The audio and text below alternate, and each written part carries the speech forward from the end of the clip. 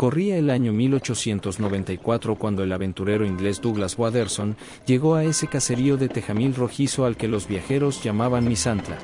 Había viajado varios días entre montañas, a lomo de bestia, en busca de ese pueblo donde había escuchado que se cosechaba buen café, y los autóctonos estaban sanos, sin la malaria.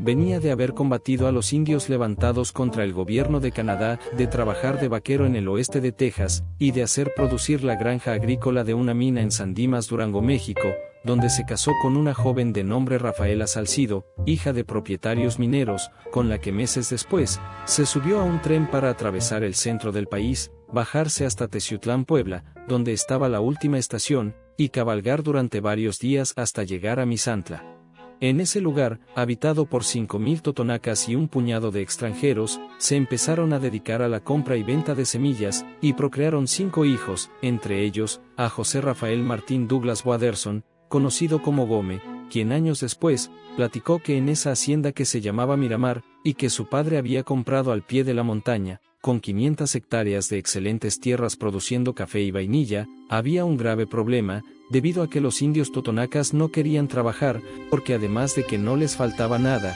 ya que la selva y los ríos les daban la comida, estaban enojados contra el gobierno, porque les había quitado sus tierras comunales para dárselas a los terratenientes extranjeros, lo que había provocado alzamientos armados durante toda la segunda mitad del siglo XIX, como el último, encabezado por un curandero totonaco apodado el Médico Santo.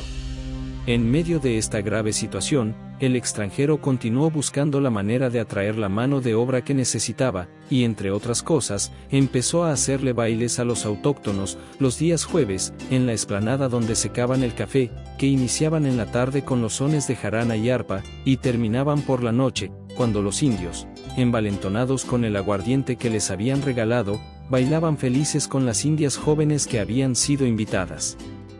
Al poco tiempo, la hacienda Miramar empezó a tener decenas de trabajadores, que ganaban 75 centavos al día, pero a pesar de ese logro, Douglas padre, seguía preocupado porque empezaba a conocer el modo arisco de los totonacas, su recelo contra los extranjeros, y su agitación en favor de las revueltas armadas contra el gobierno de Porfirio Díaz.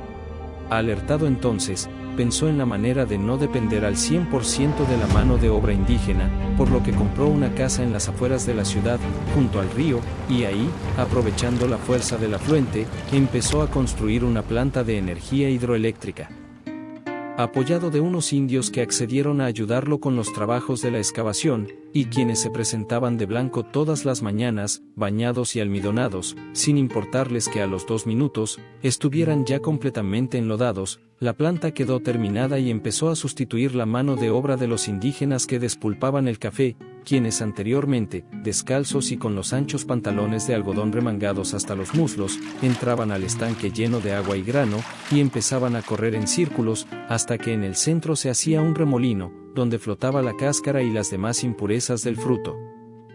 A veces, cuando los tanques de lavado no eran tan grandes, o cuando los trabajadores no eran lo suficientes para atender las pilas de costales que llegaban desde la hacienda, el despulpado del grano lo seguían haciendo durante toda la noche, bajo una antorcha encendida y fortalecidos con una botella de aguardiente.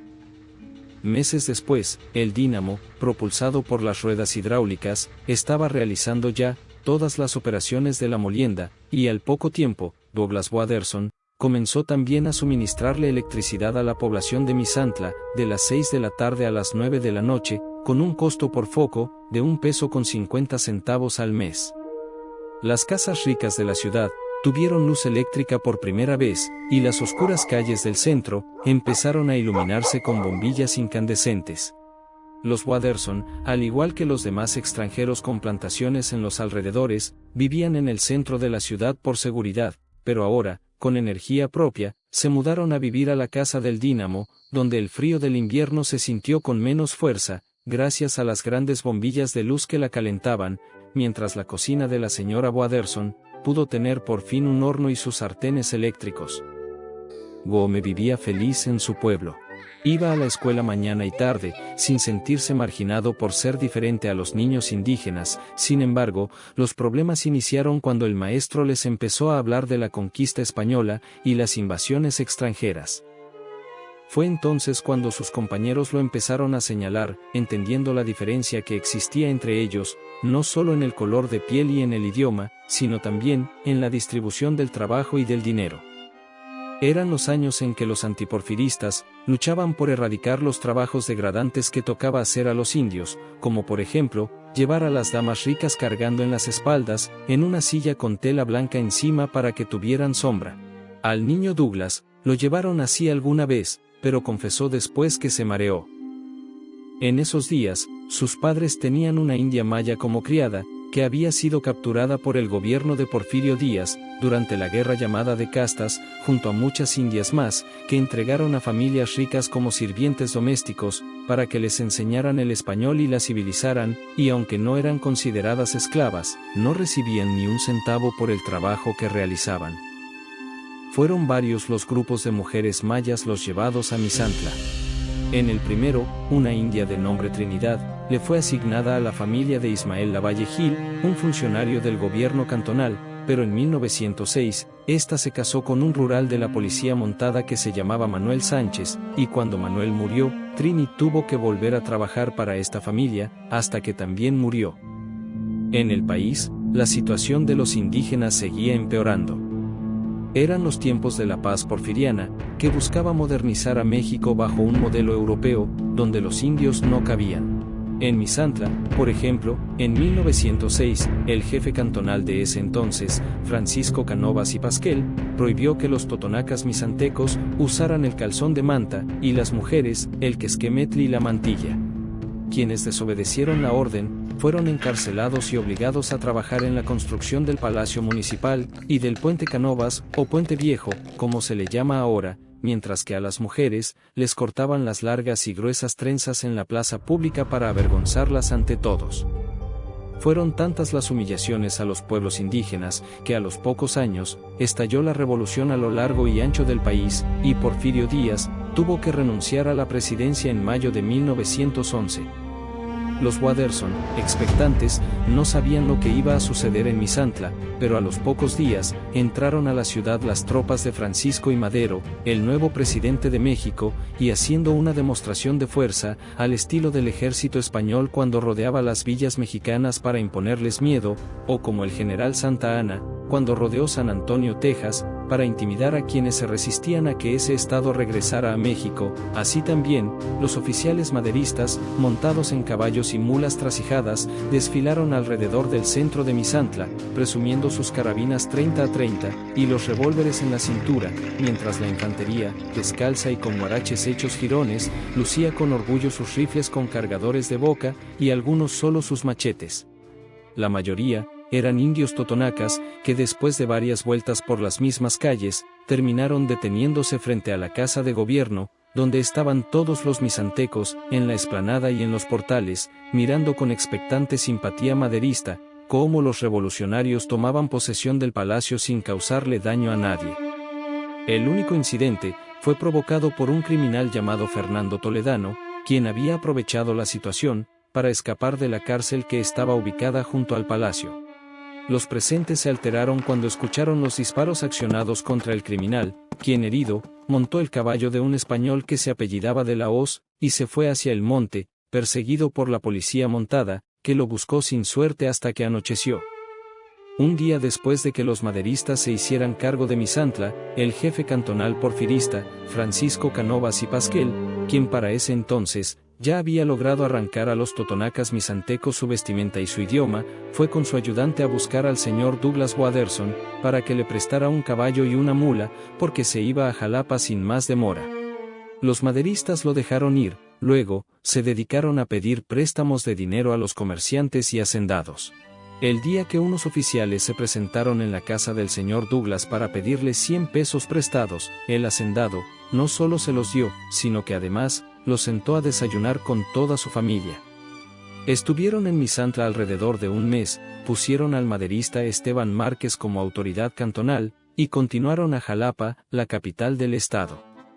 Todos pensaron que la revolución por fin había terminado. Lo que nadie imaginó fue que las luchas por el poder entre los mismos revolucionarios apenas estaban iniciando.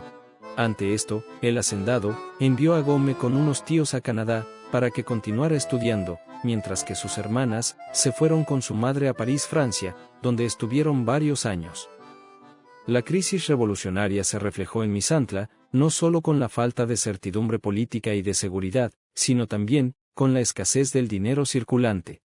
Por eso, en 1914, la Hacienda Miramar se vio obligada a emitir su propio dinero, porque de un día para otro, el peso dejó de valer. Como en esa ocasión, cuando los trabajadores de la hacienda habían llegado al pueblo a gastarse la ganancia de su semana, pero no pudieron comprar nada, porque ese dinero, emitido por el gobierno federal en turno, había sido desconocido por las tropas carrancistas que acababan de tomar la ciudad.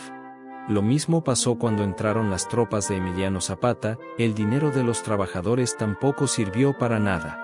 Los hacendados entonces empezaron a emitir su propio dinero, que de inmediato fue reconocido por los comercios de la ciudad y los propios bancos. Resuelto este problema, y cuando la familia del hacendado se disponía a regresar por fin a México, estalló la Primera Guerra Mundial, y se detuvo la exportación del grano, la economía de Misantla se cayó, y las haciendas empezaron a despedir a sus trabajadores, para tratar de sostener su capital con negocios puramente locales. Estaban aprendiendo a sobrevivir así, cuando por estrategia militar en caso de una invasión, el gobierno le prohibió a los extranjeros tener propiedades en la franja costera, que abarcaba 50 kilómetros de la playa a tierra adentro, y Miramar estaba dentro de este perímetro. Esto fue el final para Douglas Waterson en Misantla, quien a partir de ese momento, empezó a vender la hacienda y a desmantelar lo que había construido durante toda una vida, en ese pueblo que lo cautivó con la magia de su clima y de su gente, y en el que a pesar de la rebeldía natural del indio, decidió quedarse para construir en él una familia, y hacer crecer su fortuna. Un año después, el hacendado le vendió la hacienda Miramar a don Justo Fernández González, quien al poco tiempo, la vendió a los Acosta, dueños de la vecina hacienda La Lima, mientras que la casa del Dínamo fue comprada por el norteamericano Carlos Brandon Thompson.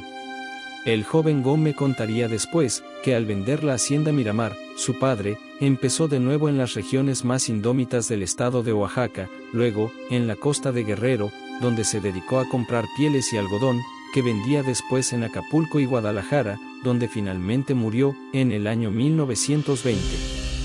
Al dejar de ser habitada, la casa de la hacienda Miramar se empezó a deteriorar por el tiempo y el abandono.